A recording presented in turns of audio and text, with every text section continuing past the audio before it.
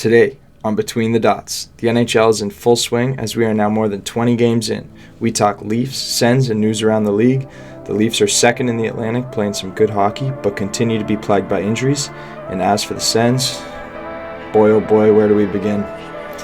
We will discuss all that and more for you right here, right now, on Between the Dots podcast. Let's go.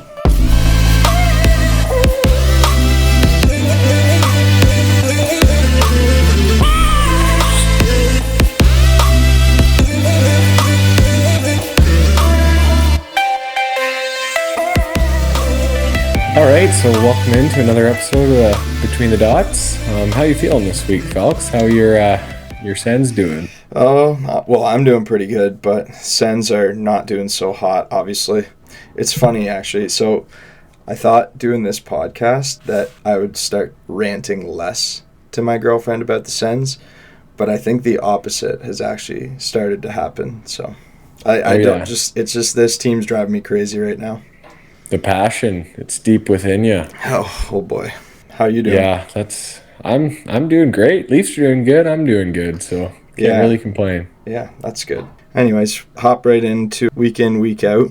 So why don't you kick us off for that, Kijo? Alrighty, well, I just want to start by saying I remember again last week I said that the Leafs would win 2 of their 3 games. I was unfortunately not correct, but I think I was in a way because I said they'd win 2 of 3, which would mean 4 of 6 points. They did still get 4 of 6 points. However, they only won 1 of the 3 games. Their first game was on Thursday, November 17th against a very hot New Jersey Devils team. The Leafs played pretty good. The Devils are very fast, and like we know, the Leafs have a few injuries on the back end already with Muzzin and Brody, but yeah, no, they played pretty well. They chased it for a bit in the second and Nylander ended up tying it in the third period. So they got to overtime. They got a point against the Devils, which they're happy about, but they obviously want to get that second point. Yep. There was a few turnovers, however, in overtime. And, you know, when you turn the puck over in overtime, those normally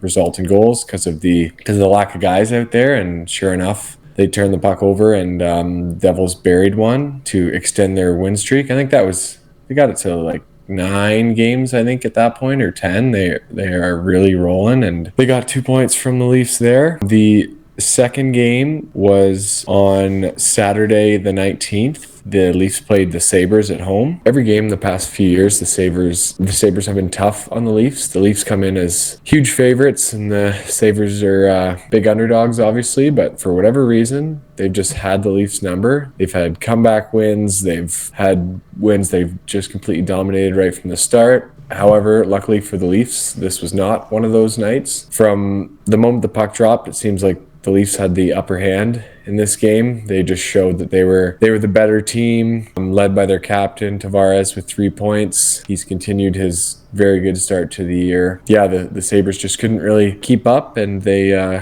showed that they do have a lot of youth still, and the Leafs luckily showed that they got their big boys. They pay a lot, and luckily they came through and took 2 points from the Sabres on home ice on that Saturday night. Yeah, Sabres were on a big losing streak going into that game too. They lost to Ottawa earlier in the week, which says something right there. The Sabres they started pretty hot, but after that they've really fallen off. Like a few teams, actually. It's been weird with the ups and downs. Even like St. Louis, I saw today that their season has been, sorry, getting a little bit off topic here, but yeah, their season has been 3 streaks. It was 3-game win streak to start, and then it was like a 8-game losing streak, and then an 8-game winning streak.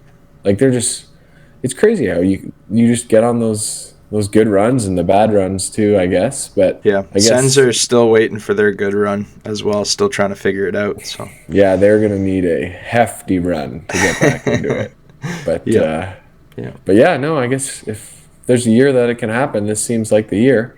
Anyways, the Leafs finished up their week on Monday night against the Islanders. The Islanders, another good squad coming in. They got a lot of guys that like to hit, so I know a lot of the Leafs don't like getting hit. They like to shy away from the physical game, but this clash with the Islanders was another test for the Leafs. Another pretty good team, good defensively. They've got a lot of goals and points from their blue line actually this year. They're one of the top teams in the NHL. teams that get a lot of points, get a lot of offense from their blue line, they're always dangerous because you think you got the guys covered down low, and then you forget about the guys at the point that are good playmakers. And when you think playmaker, you think skilled, speedy winger. But nowadays, some of the defensemen in the league are just so talented that you got to look out for those too. And luckily for the Islanders, they do have a bunch of those. So the Islanders came out to a 1-0 lead. The Leafs tied it up and ended up going ahead 2-1. The Leafs were also playing Källgren in this game. They played Murray the last few, so they didn't want to give him too many in a row, knowing that they have a big week coming up the following week. And with less than 2 minutes left, Källgren, bad giveaway. He came out behind the net to play the puck. If he left it, it would have went right to his defenseman, but he played it, tried to make the extra move, and put it right on the stick of an Islanders player who buried it with 2 minutes left to tie the game. And then they went into overtime where, again, the Leafs just can't seem to figure it out. They've got all that talent and they just can't put it together, whether it's they're too nervous or they're giving the puck away. There's, I don't know, some people are saying Tavares is too slow to be out there, but I think he's a good playmaker, and there's a lot of guys that aren't the quickest that do get out there on overtime. I think it's just a mix of finding the right chemistry with who goes with who. We know I mentioned last week the Matthews and Marner don't have a great record being out there on overtime or in overtime together. They've got a lot to figure out when it comes to all these overtime losses, because at the end of the year, those losses add up. And speaking of losses, in this game, the Leafs lost another defenseman. Morgan Rielly left in the third period and didn't return after a collision with Paul Mary. And later we learned that he's going to be out 4 to 6 weeks. So now the Leafs are dealing with their first, second, and third defensemen are all hurt. So their depth's really taken a hit here, but now they're looking at their depth guys to step in, like Jordy Ben, and guys like Sandin and Liljegren, who haven't been playing the biggest roles, are now going to be looked at to play maybe number 2 and 3 defensemen when they're thinking they're number 5 or 6 when they've got a full lineup. But we'll see how they do. And so the Leafs ended up with 4 points there. Not the best week, but not the worst, and definitely room for improvement. Yeah, not a bad week at all. So their record now is 10-5-5, and they're second in the Atlantic. Like, just go back to the 3-on-3 and their overtime record. Like, maybe it could help doing some like 3-on-3 stuff in practice. I don't know what they're doing, but maybe just trying that could help. Yeah, and I did hear actually on Wednesday they were working on 3-on-3. It is a tough thing to practice because I feel like every team does the same thing too. They'll cycle the puck, and then attack, and then if they don't like what they see, they'll back off again. And it's just, I know we spoke about this already. Oh, possession's huge. Too. Yeah, it's just like it's a completely different game, and for whatever reason, the Leafs have not figured out the different game of overtime. That's all right. At least they're still winning games. So and we'll see how they do in the coming weeks too. With obviously it's tough losing your top defenseman, so we'll see how they adjust to that, and also being without Muzzin and still without Brody too. So that's just kudos to them for winning the games that they are. So, and then I want to go back to the comment you made about Ottawa, where you're like, if they go on a crazy run, this could be the team this year to do it. They do not look like that team right now one bit, and I'm not going to give them any more credit until I see otherwise. Like this past week, again, going 1-2, and the Sens now sit with a record of 6-11-1. That's last in the Atlantic and second last in the entire league. Just awful. Last week we played 7 p.m. on Wednesday, November 16th versus the Buffalo Sabres. This was a home game. We actually won this game 4-1. This is again against a Buffalo team who is struggling, coming in on a losing streak, and I'm not going to give a praise to Fish for swimming. So this was a game they needed to win, and they got it done, thankfully, because the rest of the week was just awful. So 1 p.m. Saturday, November 19th versus the New Jersey Devils was our next game. Again, it was a home game. That one was probably our worst loss of the season to date. It was the first loss of the year that wasn't by 1 goal or 2 plus the empty netter. So it was a 5-1 loss, and it was just awful. It was in front of our home fans at a 1 p.m. start. just embarrassing. And I also was a little upset about this game was the fact that they had DeBrincat playing on a line with Derek Brassard and Tyler Mott. That is so bad, and I hope to never see Alex DeBrincat have to pass back and forth with Derek Brassard on a 2-on-0 again, because that was just awful.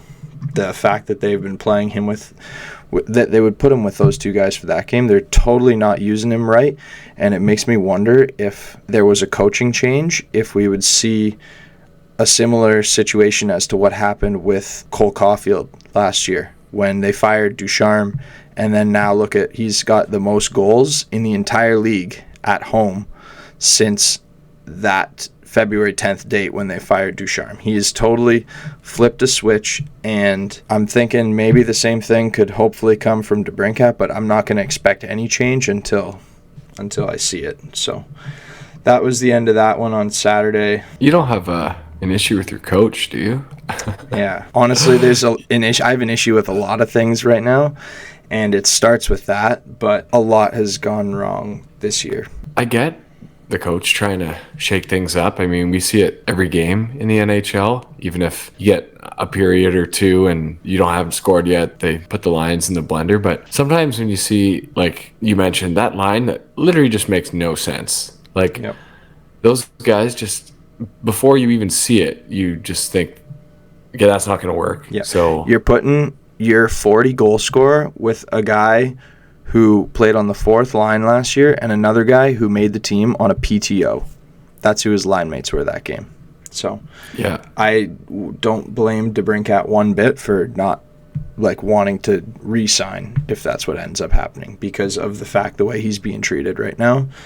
On the power play, they're not even putting him on as one-timer or as the bumper man in the slot. They're putting him on the right side, which is a horrible spot for him. And if you watch videos of Chicago's power play when he was there, that's not at all where he was. Just it's very simple things that are just being missed. And that's coaching, right? That's coaching, but there are also other issues along with coaching that have made this season what it is so far for Ottawa. And we'll get into those more as well later on throughout the episode. But the last game of the week for the Sens was 10:30 p.m. on Monday, November 21st versus the San Jose Sharks.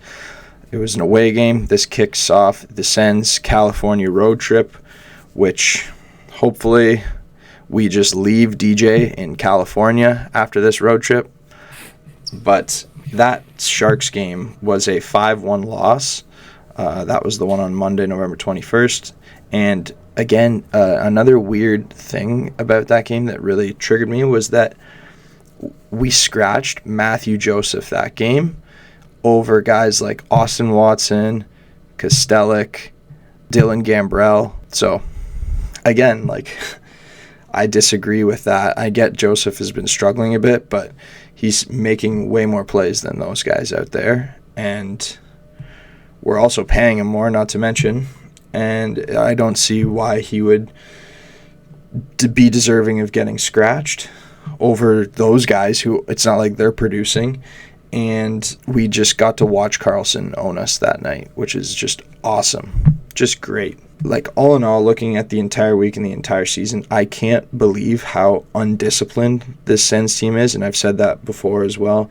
What I'm trying to say is they take a lot of penalties. And they have sloppy play in our own end, or in their own end, and sloppy play in the neutral zone. Not a winning culture at all. And it's funny. DJ Smith, he actually said that the two games that we lost this past week, we didn't play to our identity of a hard-working team. Every team in the NHL should be a hard-working team, and being a hard-working team is not an identity. Everyone's supposed to work hard. You're in the NHL. There's just so much wrong with this team, and none of that's going to be fixed until we fire our coach. So there have been lots of other coaches out there who've been fired for a lot less. So it's crazy to think that DJ still has a job. And the fact that Pierre Dorion is okay with that just shows that he's okay with losing too. And this team, the losing and the lack of response just turns the fans away. And Ottawa is literally losing fans. I mean, the real ones will obviously stay, but this team needs change. So there's there's just so much wrong with them, and it's hard to say where those problems begin, but again, we'll talk more about that later. That is just such a stupid thing for your head coach to say. Like, I just pictured as soon as you said that, it's like, imagine you ask, like, so you got like a little brother or something who plays like younger hockey or whatever, and he's going like, oh, does he have a good team? Well, they work hard. Yeah. Like, they work hard. That means that means no. Like, what are you saying, DJ Smith? Like, is that your way of saying that you don't have a good team? Because you do have a good team. You're just not utilizing it. Like, you're not. I don't know. It is frustrating. I can see why you get frustrated, because it's just like, I mean, it seems obvious that they should maybe do something about it, right? Yeah, it's funny the lengths that GMs and owners go through to like keep people sometimes. Like, imagine if they worked this hard to like make their team better. I know. Like, I know. And they work this hard to keep this coach who's clearly not working. Yeah. But if they like tried this hard to bring a couple more guys in, or maybe get a defenseman in the off season, like, you know, that you've like spoke of, like, it would be a completely different story. Yeah. And then like slowly moving towards like week out now, like looking forward, like the Leafs with all their injuries, their GM goes out and is proactive, and he makes a move to acquire a defenseman, Connor Timmins. And I'm sitting here wondering, like, why aren't we making those moves? Like, what is stopping us from doing some sort of change? Because that's what this team needs. We can't keep going on like this. It's so bad. The season's going to be over if it's not already. So a lot of the times it's like, just like the Connor Timmins move you just mentioned, it's not like it has to be a blockbuster deal. It's just something to shake it up, bring a new guy in there, and you never know what can happen. Like, it's those little things, and that was a good move. Yeah, low risk, high reward. Exactly. Yeah, no, I think a lot of teams could benefit from a small move like that. And even with the Leafs, to mention they don't have their top 3D, I'm just getting a final here that the Leafs just beat the Devils 2-1 to end their winning streak. Nice. So I mean, kudos to them. Again, Devils have been playing good hockey. They play the game the right way, and it's really impressive that the Leafs keep winning right now with the amount of injuries that they've had this year. But let's just hope they're not getting all their wins out in the regular season. So yeah, no, it is good to see. And with that, we'll move into week out here and see what's on the week ahead. A lot of teams actually this week played 4 games. It's a busy week in the NHL. You see a lot when you have that Monday, Wednesday, and then with the American Thanksgiving this weekend, a lot of teams play Friday as well as Sunday. So the Leafs they just finished up in New Jersey, like I said, with a 2-1 victory over the Devils. And then on Friday, they have an afternoon game against Minnesota. Looking forward to that. Minnesota today actually just traded for Ryan Reeves to add some more toughness to that team. So we'll see if he gets in the lineup there, and how the Leafs can respond to that, and hopefully they can take the confidence they get it coming out of New Jersey, ending that winning streak, take it right into Minnesota. And then after that, they are at Pittsburgh again. The Leafs have been playing Pittsburgh quite a bit lately, and they've won one and lost one against them. So hopefully they can take one more against Pittsburgh here on Saturday. And then after that, they play the Red Wings on Monday. So you got a lot of hockey coming up with the games Friday in Minnesota, Saturday at Pittsburgh, and then Monday in Detroit. So yeah. With a blue line that they have right now with all the injuries, it's going to be a huge test to see what they can do. But they got it started on the right foot tonight, like I said, and hopefully they can keep it rolling. Yeah, and those games are all on the road too, so start of a road trip for them as well. And it's funny you mentioned how the Leafs have been playing Pittsburgh quite a bit. This week will already be their 3rd time playing Pittsburgh. The Leafs and the Sens have only played once so far this year. So the next time those two teams play is on January 27th, almost February. Long time for Battle of Ontario. Yeah, that's crazy. I almost wish they had more games than just 4 against each other throughout the year too, because it's just actually such a fun matchup to watch. But yeah, no, big 4-game week coming up for the Leafs, and we'll see how they do without Riley, Muzzin, and Brody. And then they called up Mete. They called up the Mac Hollowell as well. And they trade for Connor Timmins, who, if I'm not mistaken, is another former Sioux Greyhound. He is a former Sioux Greyhound. I don't know, like... Dude, I get it. that. Like, I get it, but, like, at what point, like, you're going to run out of Greyhounds?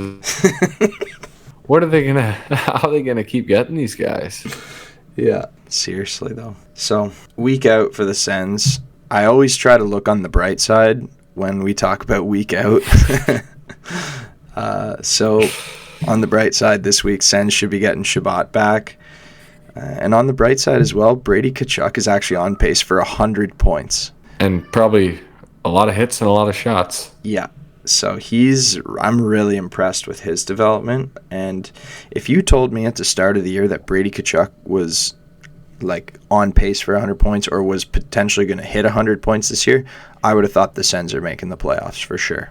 So the fact they've been this bad and they've had a guy who's been that good on their team is just awful. And like, we've had guys step up too, like Shane Pinto's had a good year. I mean, we've had guys who have had solid years so far. It's just like we cannot put it together. And I mean, also it's time to call up Ridley Gregg from the AHL. He's been on a 6-game point streak, and he is without a doubt better than some of the guys we have on our fourth line. And honestly, our third line center, Broussard, he's also better than him too. So it's time to get him up. And this is on coaching and management. So week out, we got Wednesday night starts, well, it's on right now as we're recording. It's a 10 p.m. start versus the Vegas Golden Knights.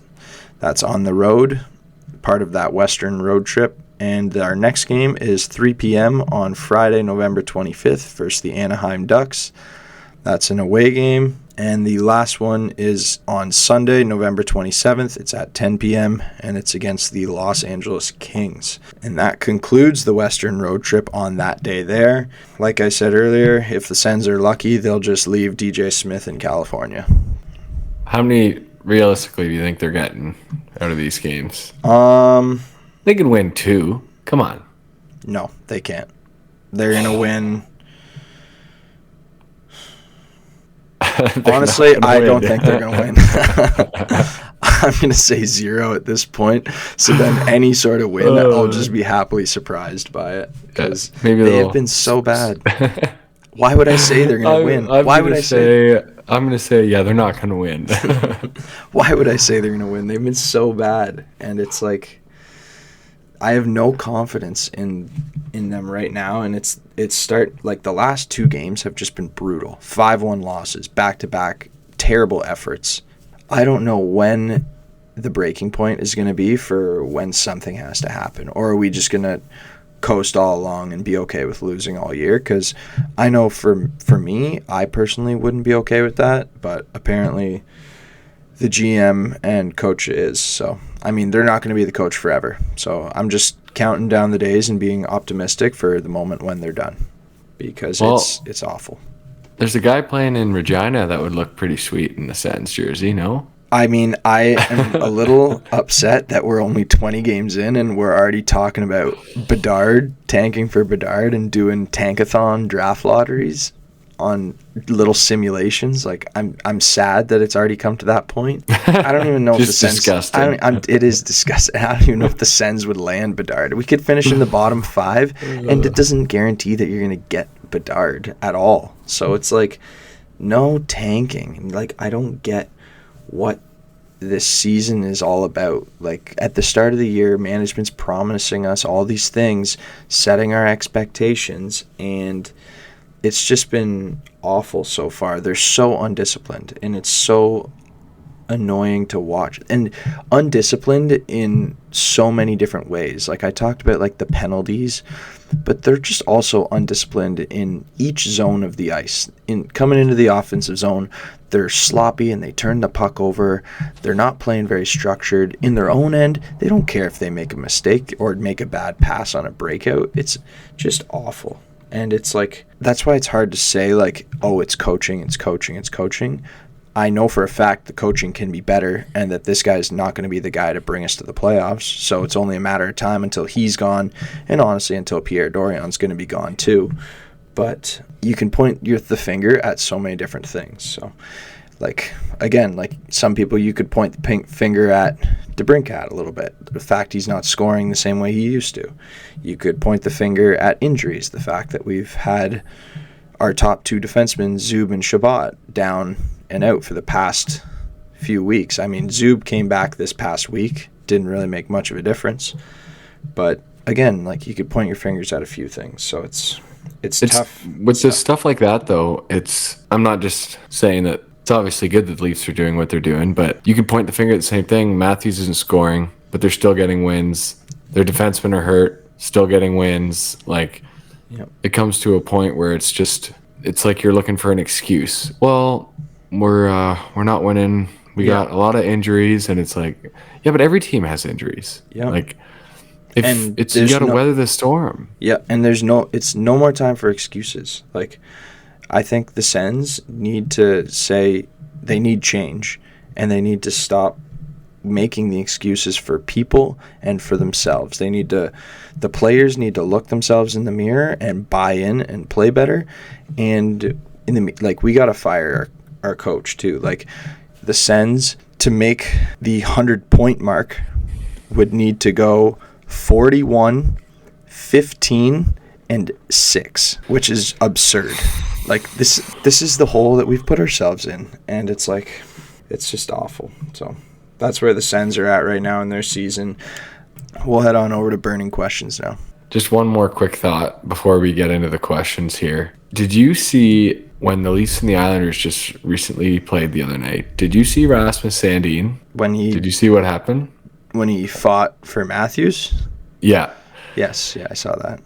So I'm not going to change my take about Matthews from a few weeks ago saying he should fight in situations like that, because in that situation that Matthews was in, okay, I don't think he should fight. He doesn't want to get engaged. They're winning, like, just he doesn't want to fight there. I get it. His teammates come in, jump in for him. I get it.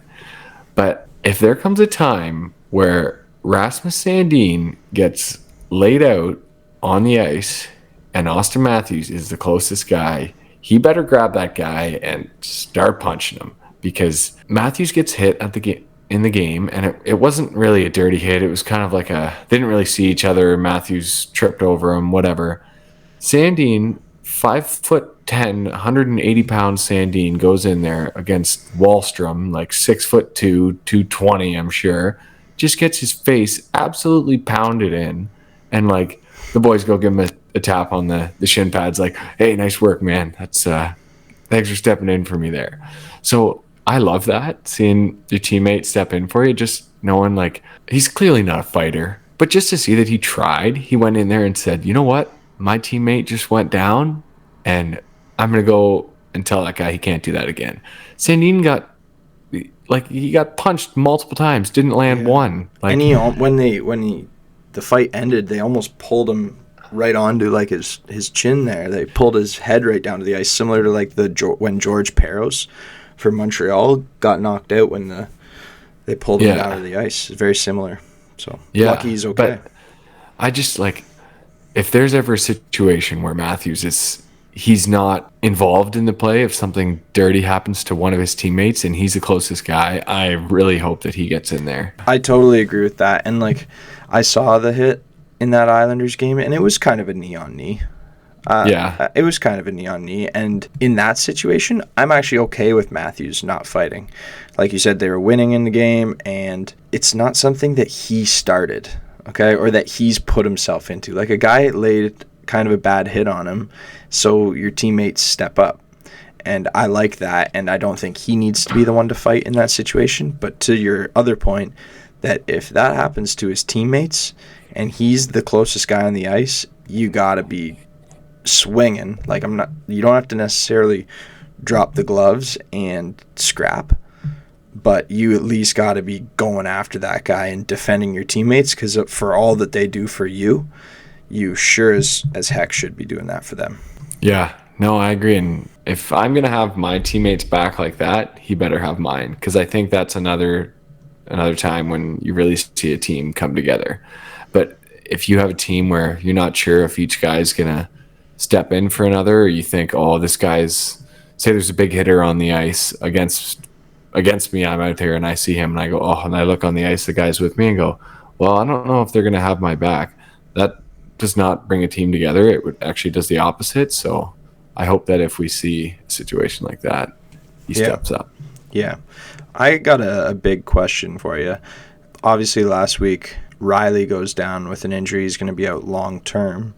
You did make a move, or the Leafs made a move last week, acquiring Connor Timmins. My question to you is, do the Leafs need to make another move? And if so, what is it? It's so tough with the cap, with these situations. Like, obviously, it would be great to make a move because they could clearly use one. I mean, you get your top 3 defensemen go down, any team's going to want to make a move. But, like, what do you do when they get back? You're over the cap. Like, and I think every team would be like this, because if you take the top 3 guys out of any lineup, that's a lot of money. Their top 3 defensemen.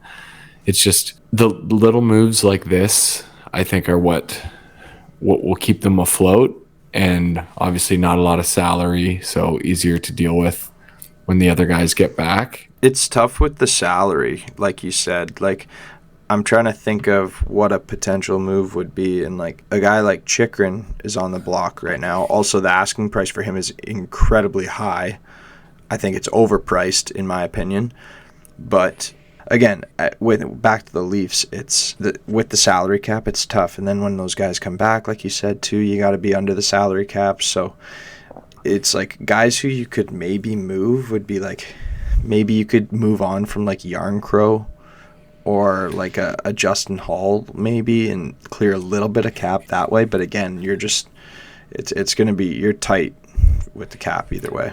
And it's tough seeing, like, are these guys assets to you to get rid of them? Like a guy like Kerfoot, that's what I've always been thinking about. Like Kerfoot, a guy with Kerfoot, like a $3.5 million cap hit. Like, it's not a lot of money, but it is when you're in such a tight cap crunch like they are. Like, is it going to be, if the Leafs have to get rid of, like, Kerfoot's a good player. Okay, he doesn't really score goals, but he's a good NHL forward.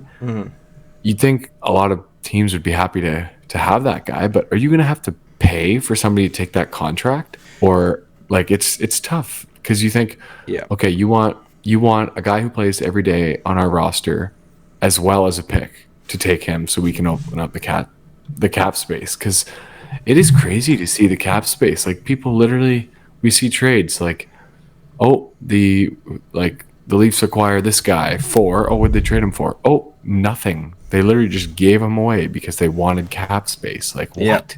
Yep.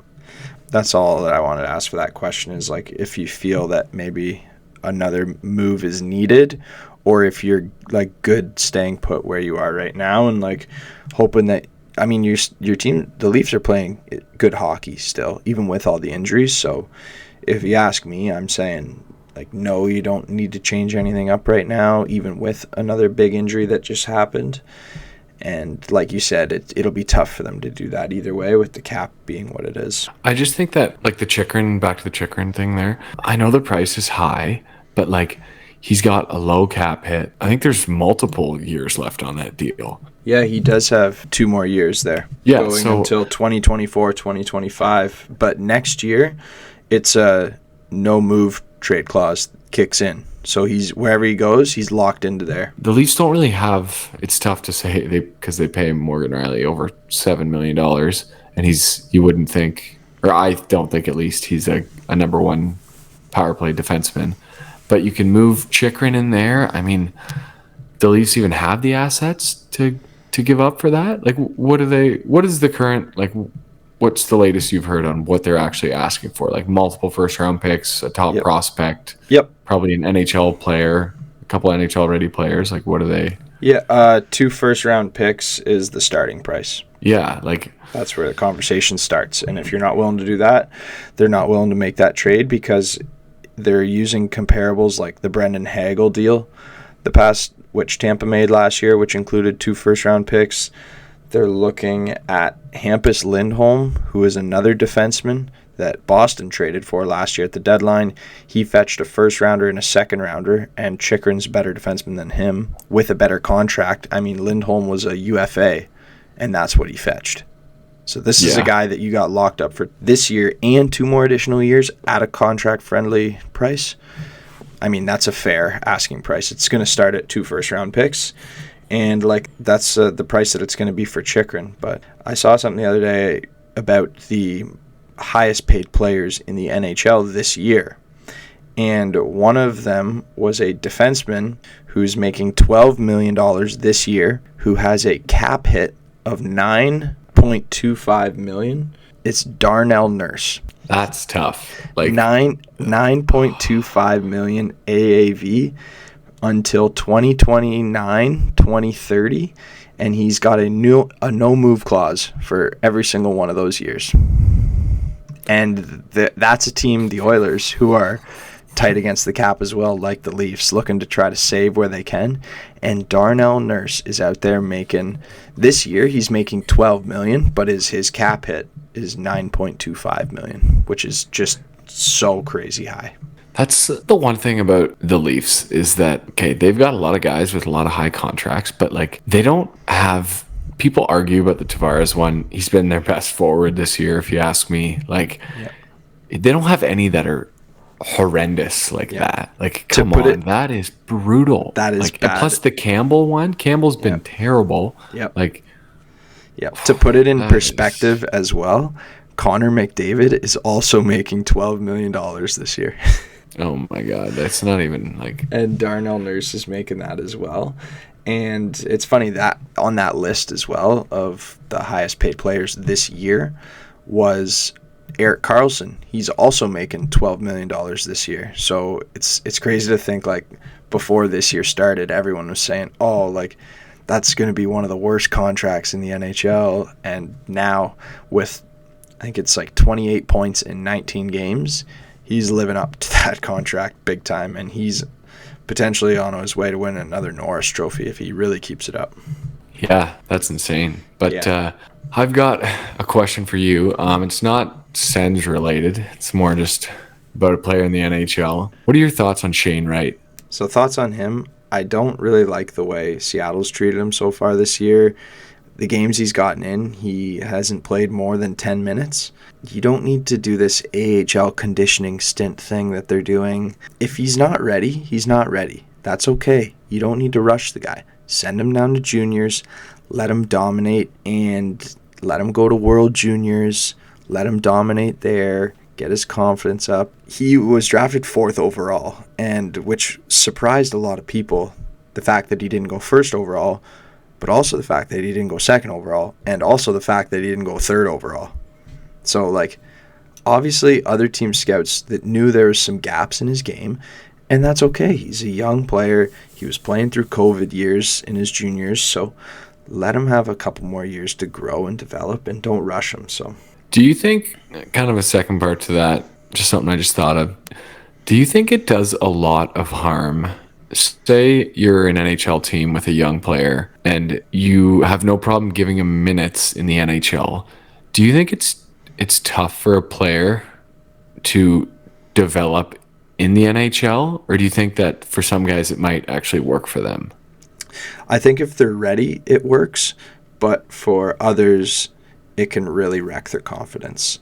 Yeah, no, I agree. I think it is tough for them though when they come up and think, especially for Shane, right? I think I'm going 1 overall, and then you end up going 4, and now you might think, okay, I went 4th, but at least I'm going to play a lot, the team I go to, and now it's just like, oh no, bud, you're getting sent down. Like, which isn't a bad thing either, and no, that's what not at all. That's what the team has to tell him too, to keep his confidence high and to keep him growing. Like, this is you. He's got a long career ahead of him, and they shouldn't be rushing it and potentially messing with his confidence. Like, really take your time with him. And I mean, he's going to be an important piece down the middle, whether he pans out to be a top line forward, or he pans out to be a middle six forward, or like a bottom six forward, even at center. Like, he can bring a good two-way game, and that's what he was always drafted for. And we'll see what Seattle ends up doing with him the rest of the year. I got another question for you. So this one's more just a quick take rather than like a long. But the question is, who's the Leafs starter going to be come playoff time? Injuries aside, Matt Murray. Okay. Yeah, he's looked solid when he's been healthy. So it's all about how you play, obviously, and if you stop the puck, you'll be in there. But he just looks like intimidating. A little bit. He's got big gear and his glove's not too intimidating. His glove, yeah. It's like he's got two blockers. But no, I don't know. He's stopping the puck, and a lot of teams, like, you've seen a lot of goalies over the years that just kind of swimming all over the crease, but still making the save. So if you're making the saves, I mean, I think it'll be Matt Murray. Nothing against Samsonov. I mean, if you go into the playoffs and you got two goalies that are doing good, I mean, that's bad good. thing. One of them gets hurt and your other one's still playing good. That's what you want. But I'd like to see Matt Murray game one starter of the playoffs. He's got the experience too. So my last question is, I'm sure they're missing a few things considering they're last in the Eastern Conference, but what is one thing that the Sens are missing to become a legit contender? Another top 4 defenseman and a new head coach. There's 2 answers for you right there. Cool. That's it. And we'll see you next week. Mic drop. Yeah. No, it's just like there's so many places you can start, but clearly those 2 are the first 2 places we need to start. New coach, top 4 defense. That should have been done a long time ago by the general manager. They should have known coming into this year the defense needed some sort of an improvement. It's not good enough, and the coaching sure isn't good enough either. It's a losing culture, and that has to be changed with a new head coach. Pretty simple. I think that's where the Sens need to start. Obviously, they brought in forwards last year, and scoring this year hasn't been their problem. I'm not looking at the offense for their faults. The offense could be a little bit better. It gets to a point where it's like, I can't continue going on about these issues, which are so obvious to the public and to fans of the team. Like, if you scroll through a Twitter feed, every single Sens fan is saying, fire DJ Smith. I'm not alone on this, and there's like 1% of Sens fans maybe say, oh, don't fire DJ Smith. That's how one-sided it is right now, and that's how apparent it is that it needs to happen.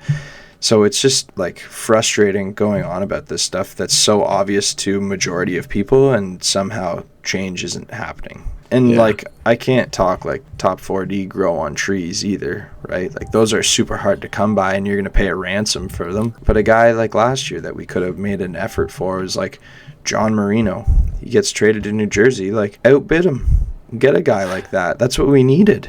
We'll end off burning questions right there, I think. So just some general news around the league from this past week. We had Cale Makar became the quickest defenseman to reach 200 points in NHL history, doing it 12 games faster than the previous mark. Just a young, dynamic defenseman, he's just so fun to watch. So, another note, Geno Malkin, 1,000 games played in the NHL. Yep. He's been good to watch over the years. Obviously, he's got his cups with Pittsburgh and always been a great player. So it was good to see. There was a clip there of his son walking in and reading the lineup before the 1,000th game. And I think it's cool with all the social media and stuff these days. You see those cool little things happen, and sometimes it's a little much when you see some stuff you see, but stuff like that I like. That was it's good to see his son do that. Yeah, stuff I like to see too. Did you see the warm-up they did with Malkin too? And everybody on the ice was on their back doing the same stuff Malkin would always do for his warm-up. I found that was just hilarious. And like, I bet the other team, Chicago, was just looking down at the other end like, what the heck is going on down there right now? Like, what are they doing? It was pretty funny. And it's funny because it was an away game for Pittsburgh. Like, they were in Chicago too. So Yeah, that was funny. Yeah. Yeah. And then I know they did the same thing with Sid too. His 1,000th game, they all went on one knee and retied the skate or whatever. Yeah, good stuff to see. And then last week as well, it was Patrice Bergeron who reached 1,000 points in his career as well. And the play he did it on, he was the one who started it in the defensive zone and was breaking the puck out. So it was fitting that his 1,000th point was an assist that started with the play in his own end, because that's really what he's been known for his whole career. 100% a Hall of Famer. Yeah, that's a classic Patrice Bergeron. Yep, exactly. So Bruins are looking really good still. We don't need to talk about the Bruins. We don't like the Bruins. They've been hot. They've been just like the Devils. I think they've got very similar records. They lost tonight. The Panthers beat them tonight. But yeah, no, they've been good so far. Yeah. So that concludes episode 9 of Between the Dots podcast. We just want to say thanks again for all your support. It's great. And next week's a big one. Milestone, 10 episodes. Yep, our big 10th episode. So again, our episodes are released either on Thursday or Friday every week. We focus on the Leafs, the Sens, and big events that happen in the NHL. In the coming weeks, we got Christmas episodes coming up. We got special guests on the show. It's going to be a lot of fun. So how many wins are the Leafs getting this week, Kijo? Another 2 or 3. Nice. And I'll be thrilled if the Sens can win just one.